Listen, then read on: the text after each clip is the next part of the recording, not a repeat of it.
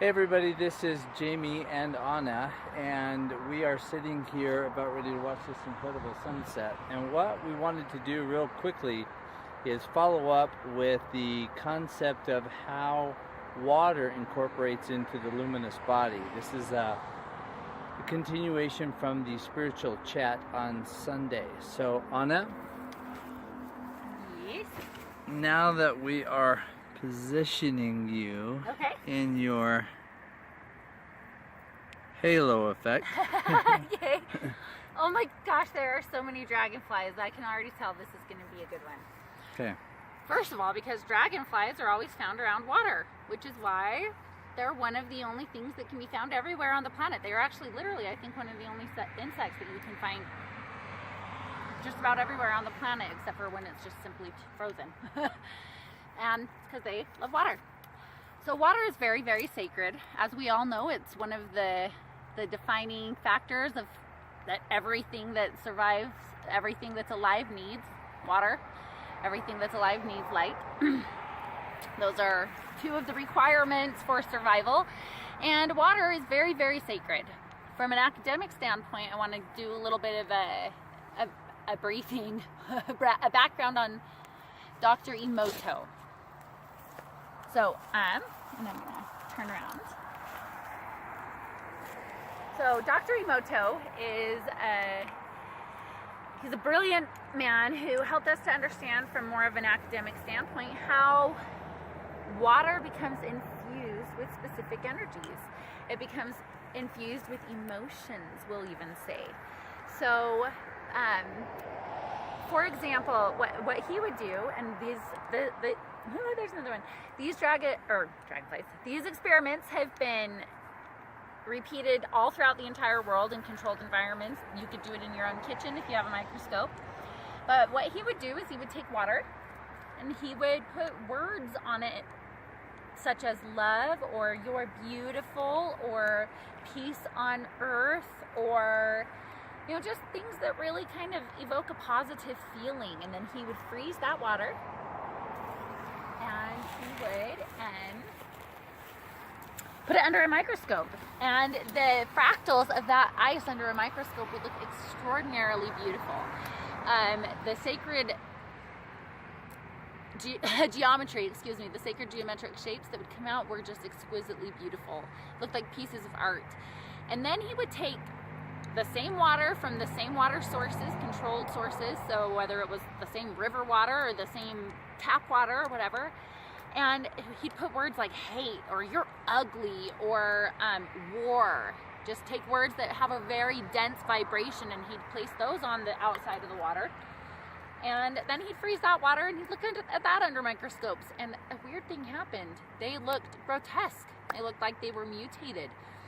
And I highly encourage you to go research this yourself. But what that proved is that the energy around water affects the vibration of the water, affects the very molecular structure of the water. So first of all, things like putting some crystals in your water, or possibly some healthy food in your water, that's a really good way to change the vibrational quality of your water. Let me see that. Yeah.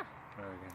So we've got some cucumbers in there, or some crystals, or you can just bless it and tell it how much you love it. There's a reason why water and other liquids have been blessed in sacrament throughout all of history. It's because you're infusing the water with light. You're literally changing the molecular structure, and if you are saying horrible things to it, you're changing it just as much, just in a way that kind of makes that water toxic. So, what do we know about the human body? Well, the human body, I know, we have a friend over here. The human body we know is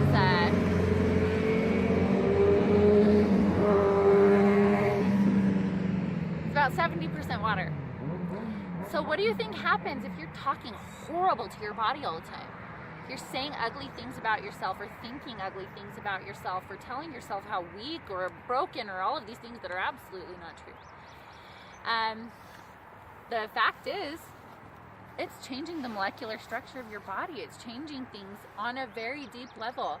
That's why things like positive affirmations are extremely powerful because you're literally changing the molecular structure of your body, of the energy of the environment around you, but certainly even the water. You want to say things like, I am powerful, I am magnificent, I am whole, I am beautiful, I see the light within myself and I am happy to radiate that to others. Things like that will literally change the structure of your body.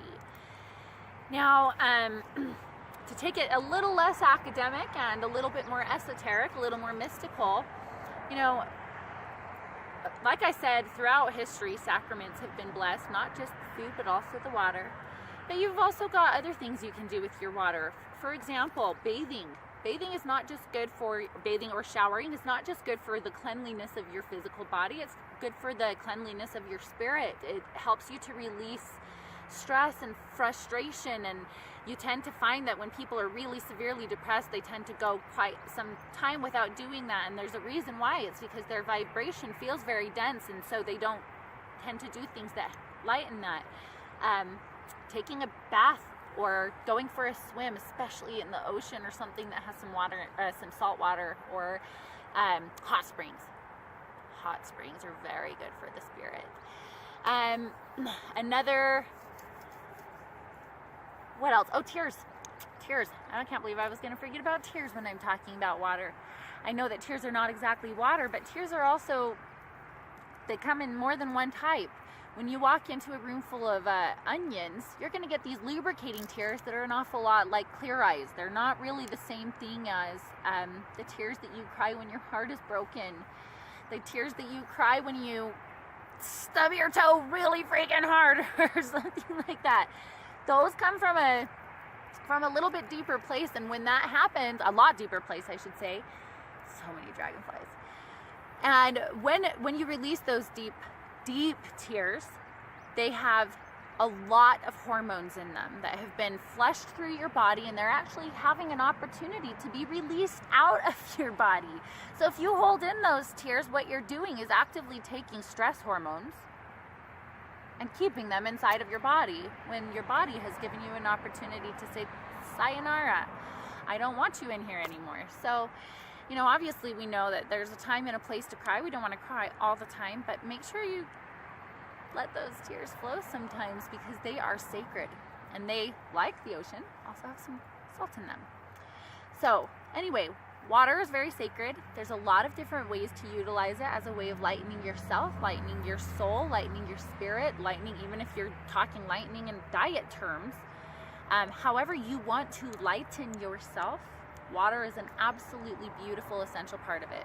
In terms of the ascension, for those who are looking into a spiritual ascension, as your body is processing the darkness and the things that you're trying to release from your physical body, there's, other than meditation, nothing I can think of. Nothing I can think of that helps with ascension symptoms or the release of that darkness more than water. So my recommendation to you is to study everything that I've said to you. Don't just take my word for it. Don't just take this guy's word for it. Take your study, do your research. Reach out to us if you'd like to learn more. Reach out to us if you'd like to learn more about how freaking awesome you are, because I promise you are, and I'd love to show you just how awesome you are.